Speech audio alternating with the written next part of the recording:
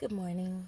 Something that I just learned today, and I wanted to share it with you all, uh, is from Matthew chapter 22. It's the parable of the wedding banquet. It says, Jesus spoke to them again in a parable, saying, "The kingdom of heaven is like a king who prepared a wedding banquet for his son. He sent his servants to those who he had invited to the banquet to tell them to come, but they refused to come. Then he sent some more servants and said to those who had been invited that he had prepared dinner. My oxen and fattened calf have been butchered, and everything is ready. Come to the wedding banquet." But they paid no attention and went off, one to his field, another to his business. The rest seized the servants, mistreated them, and killed them. The king was enraged. He sent an army and destroyed those murderers and burned their cities. Then he said to his servant, "The wedding banquet is ready, but those I invited did not deserve to come. So go to the street corners and invite to the banquet anyone you find." So the servant went out into the streets and gathered all the people they could find, and the bad as well as the good, and the wedding hall was filled with guests. But when the king came in to see the guests, he noticed he noticed a man there who was not wearing wedding clothes. He said, "How did you get in here without wedding clothes, friend?" The man was speechless.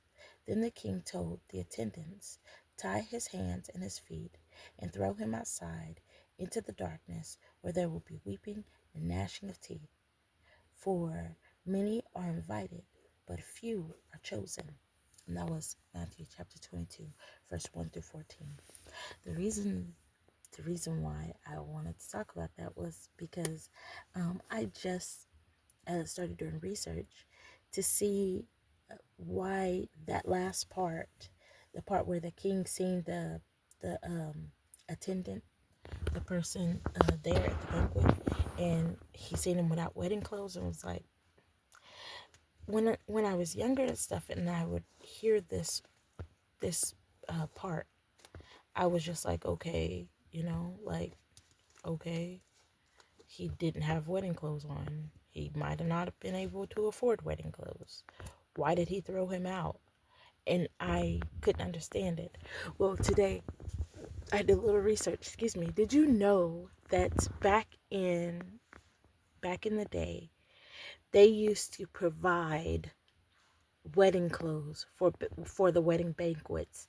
They used to provide the wedding clothes for all of their guests. So the guy who didn't have on wedding clothes, he was just being ornery. He didn't have on wedding clothes that were provided for him. Like the host provided all of their wedding clothes for them. So that's why he was like, "How did you get in here without wedding clothes?" Because he had gave all of the guests wedding clothes.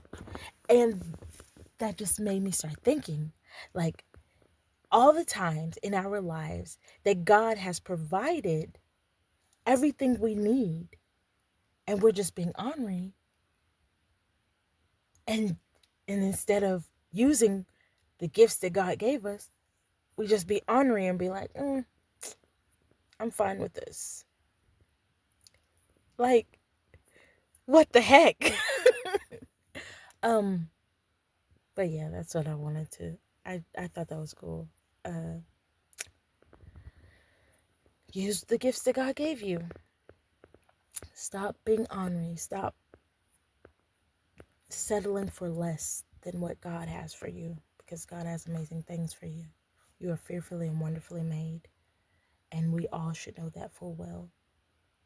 God has done a work in us, and when He does a work in you, He will see it through to completion. So, I love you. I hope you have a wonderful day. God loves you, and I'll see you next time.